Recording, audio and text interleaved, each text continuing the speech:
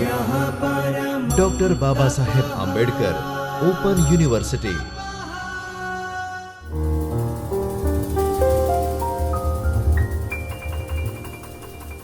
વિદ્યાર્થી મિત્રો નમસ્કાર.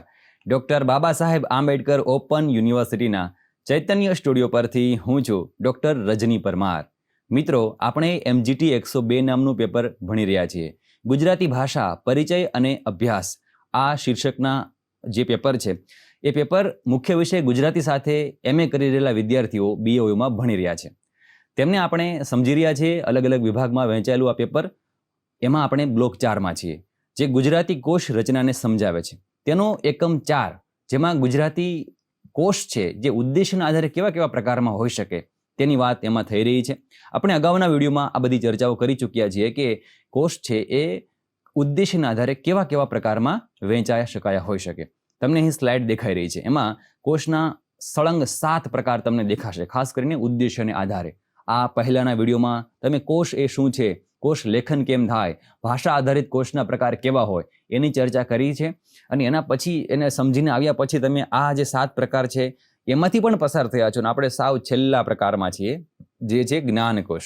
જ્ઞાનકોષમાં પણ તમને ખબર છે કે જ્ઞાનકોષની આપણે છેલ્લા વિડીયોમાં જ્યારે ચર્ચા કરતા હતા ત્યારે જ્ઞાનકોષ કોને કહેવાય એની ચર્ચા કરી છે. તમને બરાબર સમજાયું છે કે જ્ઞાનકોષ છે એનું અધિકરણ એ જ્ઞાન જગતનો ઘટક છે, જેમાં વ્યક્તિ, પ્રદેશ, ઘટના કે વિભાગ છે એની વિસ્તૃત માહિતી આપેલી છે. શબ્દકોષમાં શબ્દ એ ભાષાનો ઘટક હશે, જેમાં વ્યાકરણ, અર્થ કે એનો પ્રયોગ છે એની એક જ લીટીમાં વાત પૂરી થતી હોય, બહુ તો 2 લીટી થતી હશે કદાચ. પરંતુ જ્ઞાનકોષ તો ફકરાના ફકરા આપે એવી માહિતી છે. જ્ઞાનકોષ 2 વિભાગમાં રહેલા છે, જેમાં સામાન્ય જ્ઞાનકોષ અને વિશેષ જ્ઞાનકોષ. તો આપણે છેલ્લા વિડીયોમાં સામાન્ય જ્ઞાનકોષ કેવા હોય તેની ચર્ચા વિગતે કરી છે. અને એ માહિતી મેળવ્યા પછી હવે આપણે સમજવું છે કે ગુજરાતીમાં વિશેષ જ્ઞાનકોષ કેવા છે. વિશેષમાં ખાસ કરીને કોઈ ચોક્કસ વિસ્તારને કેન્દ્રિત કર્યો હશે, કોઈ ચોક્કસ વિષયને કેન્દ્રિત કર્યો હશે અને એવા પ્રકારના કોષ રચાયા હશે. તો સામાન્ય જ્ઞાનકોષમાં જે જગતભરના વિષયોને આવરી લેતા આપણે વાત કરી હતી ને બધી વાત જોઈ હતી. પરંતુ અહીં હવે આપણે વિશેષ જ્ઞાનની અંદર, જ્ઞાનકોષની અંદર ચોક્કસ વિષયને જ કેન્દ્રમાં રાખીને તૈયાર કરવામાં આવ્યો હોય એવા કેટલાક જ્ઞાનકોષની માહિતી મેળવવાની છે. આવા કોષમાં જે તે વિષયનું અત્યંત ઊંડાણપૂર્વકનું જ્ઞાન મળતું હોય છે, જેને આપણે વિશેષ જ્ઞાનકોષ કહીશું. તો ગુજરાતીમાં આવા એક ખૂબ જ વિશિષ્ટ કોષનું ઉદાહરણ છે, જે છે વ્યાયામ જ્ઞાનકોષ, જેનું નામ તમારા સમક્ષ રહેલું છે. 1941માં દત્તાત્રેય ચિંતામણી મજુમદારે આ કોષ છે એનું સંપાદન કર્યું હતું. પૂર્ણ આમ તો ખાસ કરીને મૂળ તો આ કોષ મરાઠીમાં તૈયાર થયો હતો, પણ તેની ઉપયોગિતા જોઈને પછીથી ગુજરાતીમાં પ્રકાશિત કરવામાં આવ્યો હતો. આના પહેલાં પણ સામાન્ય જ્ઞાનકોષમાં પણ એક આવો કોષ હતો કે મરાઠી જ્ઞાનકોષ હતો, એનું પછી ગુજરાતી રૂપાંતરણ થયું હતું, પરંતુ સાવ રૂપાંતરણ નહોતું, એમાં ઉમેરણ પણ હતું. અહીં છે એની ઉપયોગિતા જોઈને ગુજરાતીમાં પ્રકાશિત કરવામાં આવ્યો છે. આ કોષ છે એની ભવ્યતા એ છે કે તે શરીર, સ્વાસ્થ્ય અને કસરત જેવા એક જ વિષય પર 10 જેટલા ખંડ ધરાવે છે. જુઓ, શરીર, સ્વાસ્થ્ય અને કસરત આ 2 એક જ વિષય. એટલે વિશેષ જ્ઞાનકોષ કઈ રીતે અલગ પડે છે એને બરાબર સમજો કે એને બહુ સીમિત કરી દેવામાં આવે વિષય વસ્તુથી, પછી એને લગતું વિસ્તારપૂર્વક વર્ણન કરવામાં આવે, એટલે ઊંડાણપૂર્વક વર્ણન હશે, એ ખાસ જોવાનું પાછું. એમાં કોઈ નાની માહિતી નહીં હોય. એટલે કેન્દ્રિત વિષય છે એની વિશાળ માહિતી હશે. એમાં આપણી પરંપરાગત દેશી રમતો, પછી મર્દાની ખેલો કેટલાક હતા, મર્દોના કસરતો અને મહેનતોથી માંડીને પશ્ચિમી એટલે કે વિદેશી રમતો અને કસરતોનો પણ એમાં સમાવેશ કર્યો છે. વળી સ્વાસ્થ્ય, વિચાર અને રમતોની શરતો એટલે કે નિયમો એને પણ સરસ રીતે આવરી લીધા છે. સામાન્ય રીતે આવા માહિતી પ્રધાન ગ્રંથો વાંચવામાં આપણને કંટાળો આવે એવા હોય છે, પણ આ કોષ છે ને એ એક આમાં અપવાદ છે. હા, વાંચજો. જાણીતા સાહિત્યકાર રવે દેસાઈએ તો આ કોષની પ્રસ્તાવનામાં એવું કહ્યું હતું કે અહીં વ્યાયામ જેવી ઐતિહાસિક બાબતોની આલોચના એવી સુંદર રીતે કરેલી છે કે માત્ર માહિતીનો શુષ્ક ગ્રંથ ન બની રહેતા એક મનનીય અને રસિક વાંચન બની જાય એવું આ કોષ છે. તો વિષયની આવી જ માવજત એ આ જ્ઞાનકોષની સાચી વિશેષતા છે. સરસ રીતે એમણે માહિતીને મૂકેલી છે. તો એને ખંડવાર વિષય વસ્તુ એમાં આપેલી છે, એને તમે જોઈ શકો છો. એટલે એ દેશી ખેલો, મર્દાની ખેલોની જે વાતો કરીએ, ખંડવાર એનો અર્થ છે કે અલગ અલગ 10 ખંડમાં છે, તો એ 10 ખંડ છે એના વિભાગો તમારા સમક્ષ મૂકેલા છે. જેમ કે સ્વાસ્થ્ય, દેશી ખેલો તો એક ખંડ 1 છે, એમ પછી અલ્પવિરામ તમને બતાવી રહ્યા છે કે છેલ્લે સુધી દેશી વિદેશી શરતો, એ 10 અલગ અલગ ખંડમાં મૂકેલું છે. તો આ છે વ્યાયામ જ્ઞાનકોષ. હવે તમારી સમક્ષ એક નવું નામ છે, એ છે વ્યાયામ વિજ્ઞાન કોષ. પહેલામાં જે જ્ઞાનકોશ હતું એમાં અહીં શું બતાવી રહ્યું છે? વિજ્ઞાનકોશ. 1941માં આપણને વ્યાયામ જ્ઞાનકોશ મળ્યો અને 1979 એમાં આપણને શંભુ પ્રસાદ ભટ્ટ અને ભાસ્કર દાસ ભટ્ટ એની પાસેથી આપણને વ્યાયામ વિજ્ઞાનકોશ મળે છે. તો એક લગભગ 4 દાયકાનો સમયગાળો વીતી ગયો અને એ પછી આપણને બીજો આવા જ વિષયનો એક અત્યંત મહત્વનો અને આધુનિક કોષ મળે છે, વ્યાયામ વિજ્ઞાન કોષ. હવે આ કોષની રચના પાછળ એક પિતા પુત્રની જોડી છે એ કામ કરે છે. બરાબર, તમે જોશો શંભુ પ્રસાદ ભટ્ટ, ભાસ્કર દાસ ભટ્ટ, આ બંને પિતા પુત્ર છે. તો પિતા પુત્ર મળીને કેવું સારું કામ કરી શકે એનો એક ઉત્તમ નમૂનો છે, એને તમે બરાબર જોશો. તો ગુજરાત વ્યાયામ પ્રચારક મંડળ દ્વારા અંબુભાઈ પુરાણી સ્મારક ગ્રંથ શ્રેણી આ અંતર્ગત આ કોષ છે રચાયો છે. તો આ પણ આપણને 10 ખંડમાં જોવા મળે. એવું લાગે કે પહેલાનો આધાર લઈને કદાચ બનાવ્યો હશે. તો બૃહદ ગ્રંથ સંપૂર્ણ છે. હવે આધાર લીધો હોય પરંતુ એવો ને એવો ના બનાવ્યો હોય, સાવ થોડુંક એમાં વિશેષ પણ ઉમેર્યું હોય, નહીં તો એવું ના જ કામ કરે ને કોઈ એમ.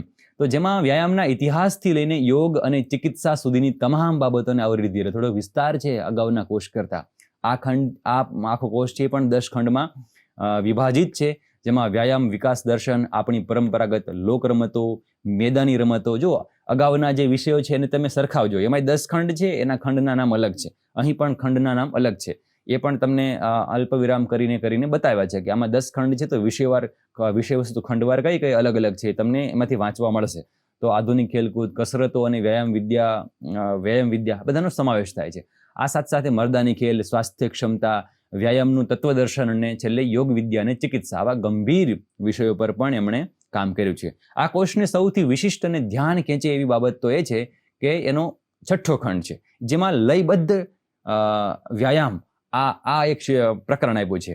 તો વ્યાયામ માત્ર શારીરિક શ્રમ નથી પણ કળા છે, અને અહીં સંગીતની લયબદ્ધતા સાથે સમૂહમાં કરવામાં આવતો જે સંઘ વ્યાયામ છે એના પ્રકારનું જે રીતે એમાં વર્ણન છે એ બહુ અદ્ભુત છે. અને તે આ કોષને એના કારણે જ બધા કોષ કરતાં નોખો તારવે છે કે સરસ રીતે સંગીતની સાથે વ્યાયામને જોડ્યો છે એમણે. તો એ અર્થે આ વ્યાયામ વિજ્ઞાન કોષ છે તે ખૂબ અગત્યનો છે. તો આગળ તમે યાદ રાખ્યું છે વ્યાયામ જ્ઞાનકોશ અને પછી યાદ રાખવાનું છે વ્યાયામ વિજ્ઞાન કોષ. તો આટલું સમજ્યા પછી હવે તમારી પાસે એક નવો છે કોષ, સાહિત્યનો વિશ્વકોશ, યાને સાહિત્ય પ્રિયનો સાથી. જે સાહિત્યના પ્રિય છે એનો સાથી.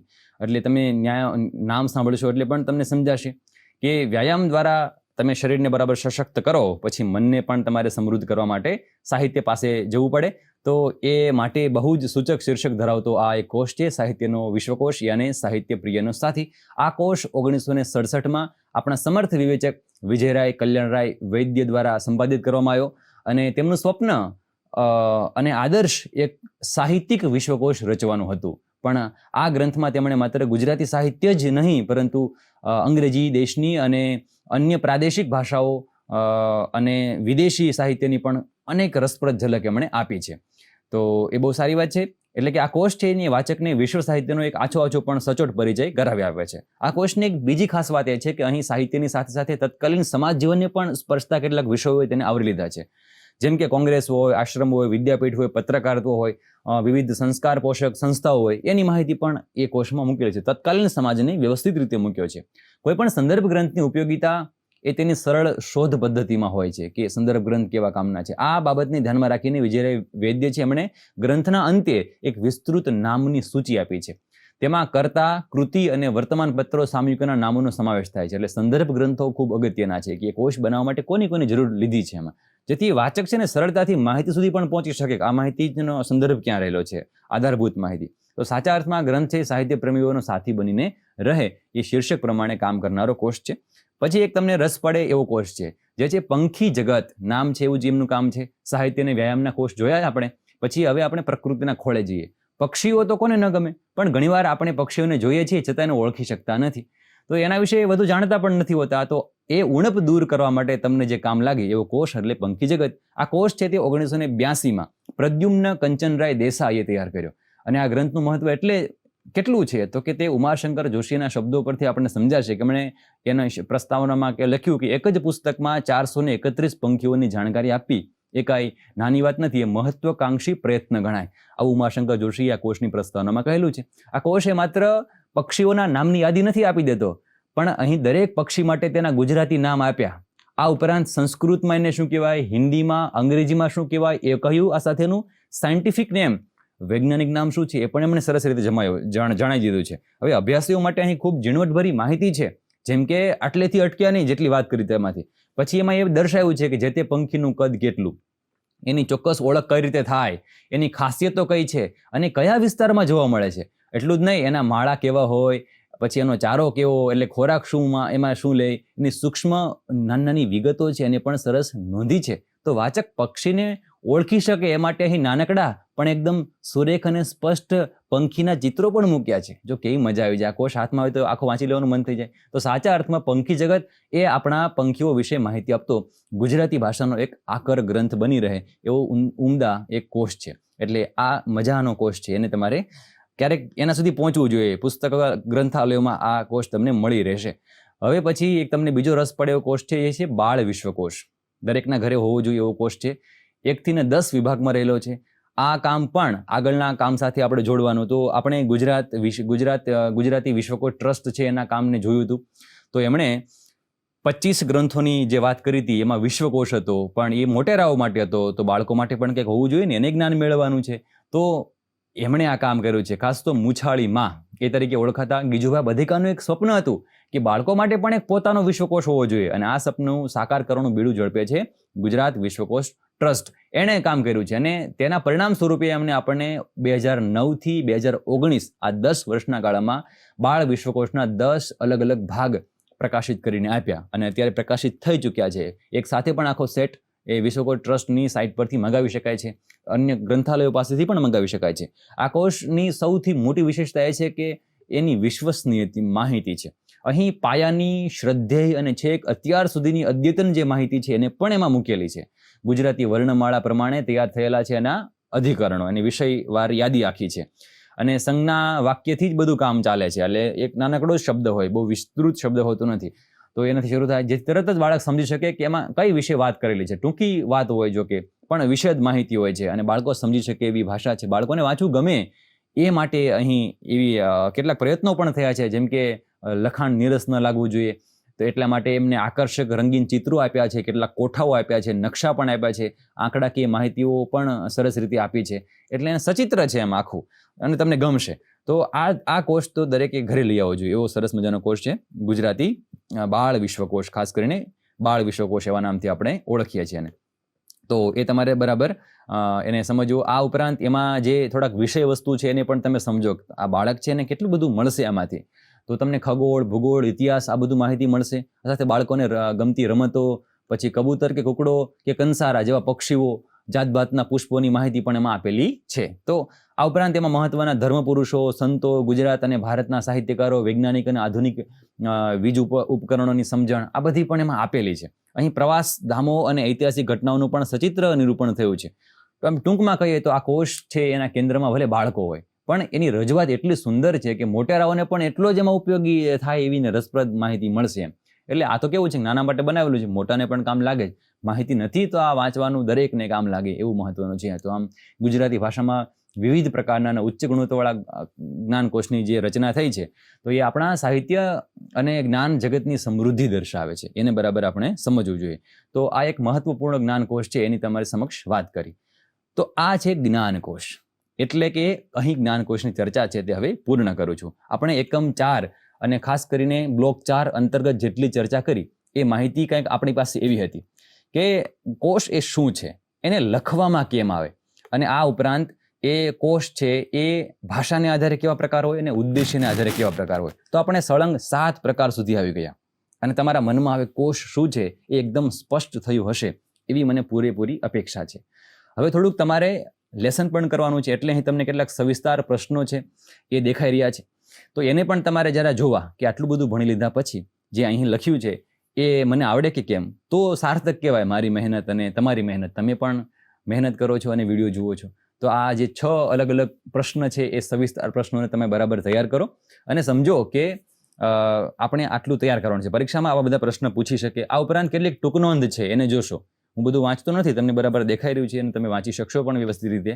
તો એ આ ટૂંક નોંધ છે એને તૈયાર કરશો. આ ઉપરાંત તમને ટૂંક નોંધના પરિચય રૂપે આપણને કેટલાક કોષ વિશે જ પૂછી શકીએ કે જણાવો આધુનિક સાહિત્ય સંઘના કોષ કેવો છે, તો આપણે એની વિગતે ચર્ચા કરેલી છે. તમારી પાસે SLM પણ હશે, તમે ન હોય તો તમે સાઇટ ઉપર પણ જઈ શકો BOUની, અને તેમાં તમે MA પ્રોગ્રામ પસંદ કરો અને એમાં બીજું પેપર પસંદ કરો એટલે આખું SLM તમે PDF સ્વરૂપે ડાઉનલોડ કરી શકો. તેમાંથી ચોથા બ્લોકમાં જવાનું અને બધી જ માહિતી જે હું બોલું છું એને એમાં લેખન સ્વરૂપમાં જોવા મળશે. તો એ તમે આ જોશો બરાબર એટલે તમને ખ્યાલ આવશે. તો અહીં સુધીની ચર્ચા કરતાં કરતાં આપણે આ વિડીયોના અંત સુધી આવી ગયા છીએ. એટલે આ રીતે આપણે બ્લોક 4ને અહીં પૂર્ણ કરીએ છીએ અને આ રીતે આપણા MGT 102ના 1 થી 4 બ્લોક સાવ પૂર્ણ થયા છે. આ ઉપરાંત અગાઉ બ્લોક 5નું કામ પણ થઈ ચૂક્યું છે, એટલે એમાં તમને પિંકી પંડ્યાના વિડીયો મળશે અને બ્લોક 5 છે એ અલગ અલગ એકમમાં છે, એના એકમ પ્રમાણેના વિડીયો રહેલા છે. તો તમે એ વિડીયો જોશો હવે પછી એટલે બ્લોક 5 છે એ પણ તમને વ્યવસ્થિત રીતે સમજાઈ જશે. એટલે હવે પછીના વિડીયોમાં આપણે સીધા બ્લોક 6માં મળીશું. હું જ્યારે બ્લોક 6 બોલું ત્યારે બરાબર ધ્યાન રાખો. MGT 102 ગુજરાતી ભાષા પરિચય અને અભ્યાસ એનો ભાગ 6 ત્યાંથી આપણે મળીશું અને ત્યાંથી તમારે વિડીયોની શરૂઆત કરવાની છે. તો હવે હું વિરામ લઉં છું, ત્યાં સુધી મને રજા આપશો. આભાર. જય હિન્દ.